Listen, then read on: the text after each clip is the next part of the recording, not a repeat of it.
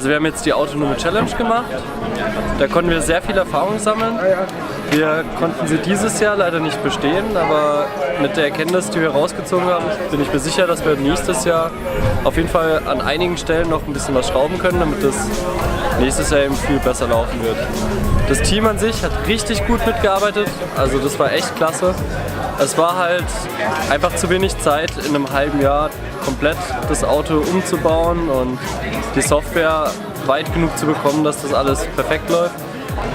An der Mechanik hat es nicht gelegen, also wir haben die Aktorik und die ganzen Sensoren haben wir alle perfekt ausrichten können, perfekt kalibrieren können. Und da lief alles einwandfrei, aber um ein autonomes Fahrzeug wirklich testen zu können, dafür hatten wir halt keine Zeit mehr und hier hat man eben nur 2 Versuche und deswegen hat uns da ein bisschen einfach die Zeit gefehlt. Also bei der ersten Challenge hatten wir das Problem, dass wir über eine kleine Kuppe fahren mussten. Da hat unser Leader, das ja auf zweidimensionaler Basis arbeitet, hat dann über die Bande blicken können, weil das Auto eben im Vergleich zur Westernstrecke leicht schräg stand an der Anhöhung. Dadurch dachte es, dass der Weg frei, also auf der rechten Seite frei wäre und hat halt dahin geplant. Ist halt ein bisschen unglücklich gelaufen. Wir haben bei der Strecke auch nicht damit gerechnet, dass es starke Steigungsveränderungen geben würde. Für nächstes Jahr werden wir auf jeden Fall versuchen, auf eine 3D-Auswertung zu wechseln und das ist aber ziemlich anspruchsvoll, das hätten wir in der kurzen Zeit nicht mehr implementieren können.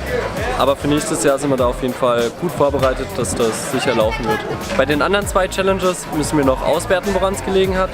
Das Fahrzeug ist eigentlich schon durch das Tor durchgefahren, aber hat danach aus Sicherheitsgründen wahrscheinlich gedacht, dass es irgendeinen Weg nicht mehr schafft und hat deswegen angehalten.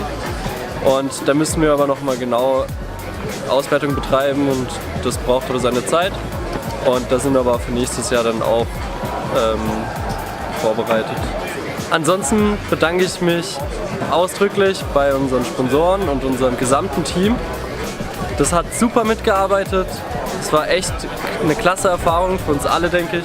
Es haben alle 1000% gegeben und das fand ich richtig beeindruckend, dass wirklich alle an ihre Grenzen gekommen sind und trotzdem weitergemacht haben. Also die Grenzen sogar überschritten haben.